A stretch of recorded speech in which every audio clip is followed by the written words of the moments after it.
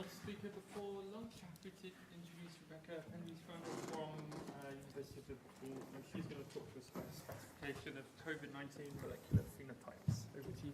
Thank you.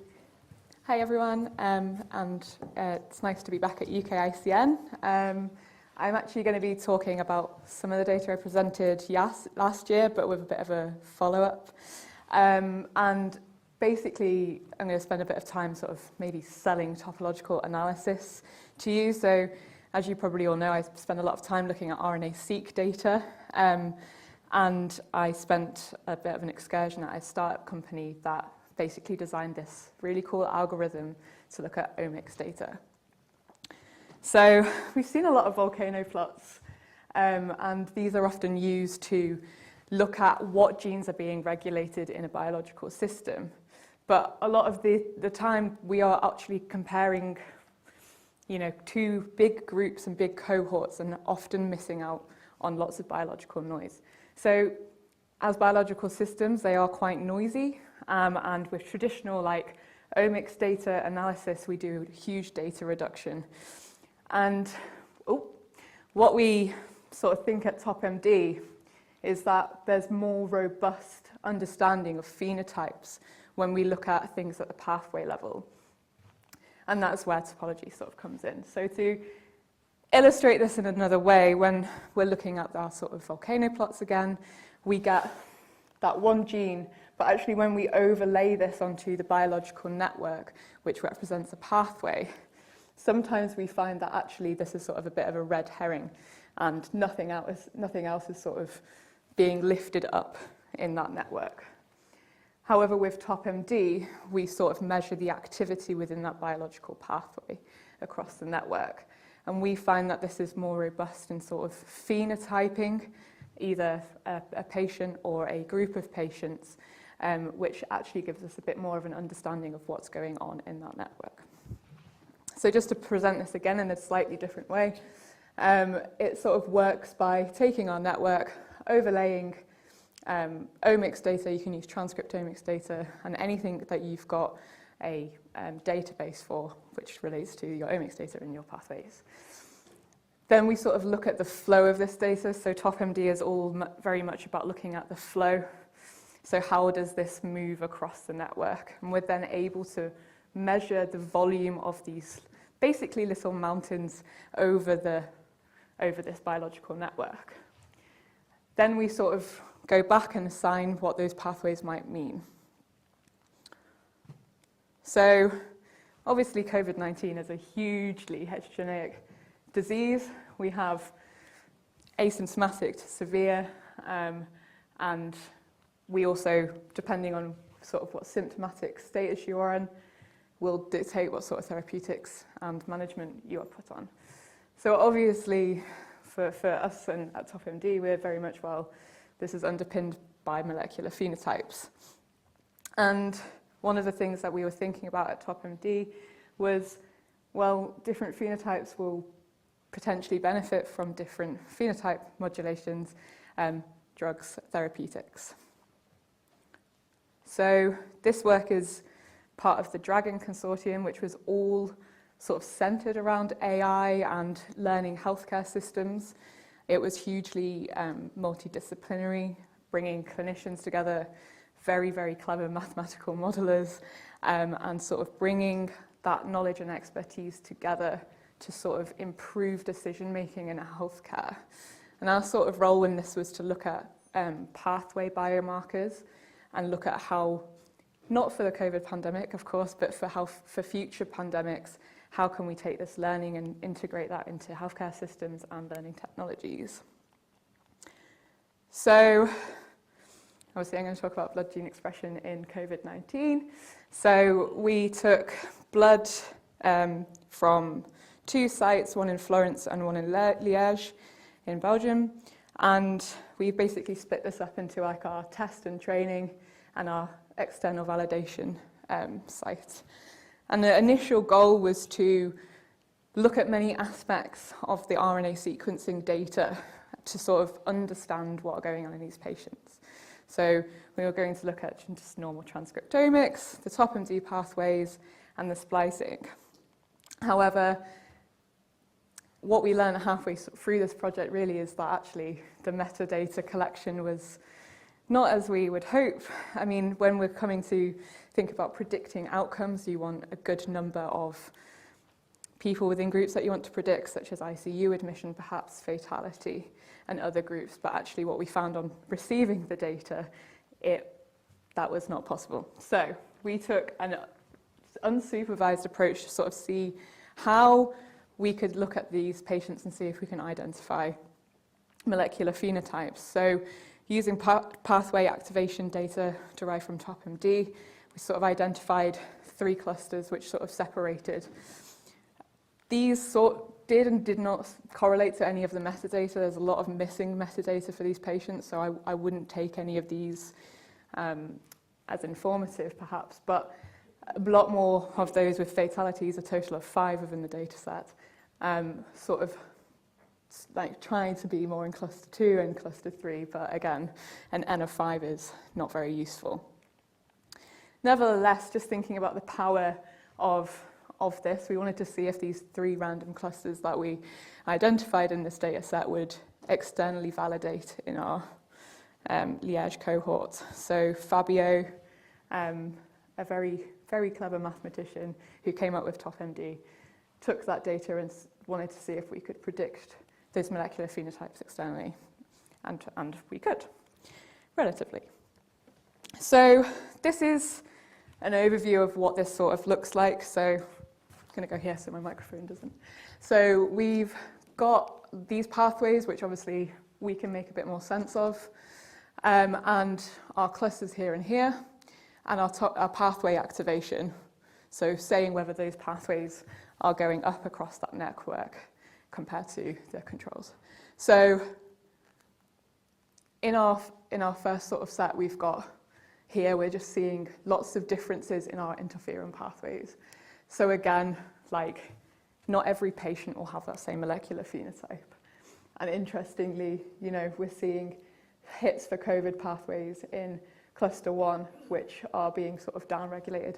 When I was looking at the metadata before, I was like, maybe these are the more mild patients because of their other clinical characteristics. But again, that was very much an interpretation of, you know, result. So again, you can also see differential usage in the pathways across complement and coagulation cascades that are led by different genes within that network. So that basically means that that gene was more important in that mountain that I was talking about. So what about mapping this on drug-gene interaction networks? So I'm not suggesting that we take any of these and start treating people with these drugs with COVID, but it was more like a proof of concept to see whether we can take that biological data and map that onto drug-gene interaction networks to identify potential hits. So it's like, I mean, a lot of these, when you're going through the literature, have sort of been proposed, haven't necessarily performed very well in clinical trials, or they have, but it doesn't quite meet the threshold. So with this in mind, and with being able to see this heterogeneity, it sort of asks that question of, could we design clinical trials slightly differently and keep in mind that people have different molecular phenotypes? Again, you know, this speculation of this potential cluster might have a better interaction with interferon related therapies. Again, it's interesting to follow up. Yeah, and again, some other hits have also been shown to sort of be inhibitory against SARS-CoV-2 in vitro. And that was kind of the theme when I was looking at these, is like, okay, these actually sort of make some sort of sense. So also because of how we calculate these pathways activations, we have the power to look at individuals. So I'm not going to go into each individual here, but it's just to highlight that we have, you know, the ability to look at what pathways are being activated in individual patients and to hypothesize that these are top drug candidates that might interact with that phenotype. So hopefully in conclusion, I've summarized that COVID-19 is very heterogeneous, as we know. Everyone has very different symptoms. This is obviously underpinned by molecular phenotype. TopMD is a good way of measuring this. It encompasses all of that data and allows you to look at those landscapes. And obviously more recently, what's interesting is we can take other networks to map this onto potential drug networks, which I think is potentially a useful tool if more validation went into it and more research and more time, because that kind of spits out a list of potential things to study in vitro or clinical trials.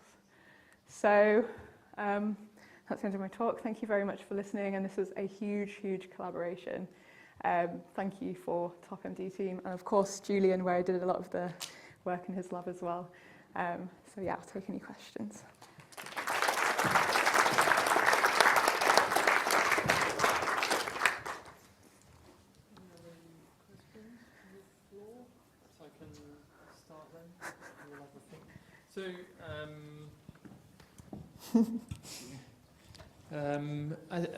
One of the things I've often thought about this is that it's retrospective here, so the samples were taken, but obviously the holy grail, I guess, is some kind of prospective application of this to be able to guide treatment in the clinic. And is transcripts rather than biomarkers the way to go about that, or is this just, I guess, the first step? Yeah, I mean, I love this conversation because obviously everyone's like, you're not realistically going to be able to sequence a patient's transcriptome at bedside, but I think as proof of concepts, I think it's really powerful. As a lot of you know, I've spent a lot of time on nanopore sequencing, which is a very accessible tool and resource. And you can turn around data fairly quickly. So there's no means in like the future that we could explore that. The other thing is obviously in the research and development side, if we can have a lot more validation and a lot more research go into these prognostic tests, and certain markers might pick out potential interactors. So there's a lot more work to go into it, and I think it's personally quite exciting. But yeah. Andrew? I just wondered, you said about the metadata and you hadn't really integrated it. Can you integrate the metadata with the transcriptomic data using TopMD? Yeah, so absolutely. So the issue really is that the metadata, first of all, I got sent in French and Italian, which is fine. But then also there was a lot missing. And there was a lot of like sort of meaningful characteristics that we could have used to build the models like missing. So I think that also raised a really important conversation about how we collect metadata and communicate with clinicians when designing these studies that have such power at this level.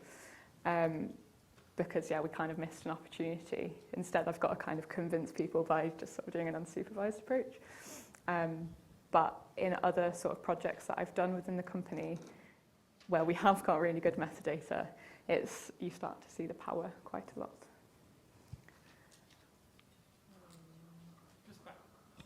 Just extending my question from before was, I guess, outside of infectious disease, where I guess it's obviously very time sensitive. Yeah. I mean, what has been applied over? Do you know of much similar sort of application in, I guess, sort of cancer treatment or something like that? Yeah, so I've also kind of worked quite a lot on this UBioPred project, which is looking at asthma therapeutics, because they find that a lot of people are like really good responders to the monoclonal antibodies and they're really not. So we've been using this to identify sort of biomarkers to identify patients before they take that treatment, whether they'll be good responders or not. Which, because it's asthma, it's kind of a bit more long term. There's that sort of breathing space in the timescales. Yeah. And then, sorry, in terms of like back to something that's a little bit more time sensitive, what about applying it in the context of after you've treated with a therapeutic, especially kind of a more novel one in clinical trials, whether or not you could predict like a poor outcome or poor response to a particular drug, because there's obviously people's responses are very broad Yeah. and very individual. So I wonder if people are looking at that as well. Yeah, I know that's what the company is trying to sort of work with people on at the moment, but I am no longer with them, so. All right, well, thanks, Rebe, and thanks to everyone else at the morning session.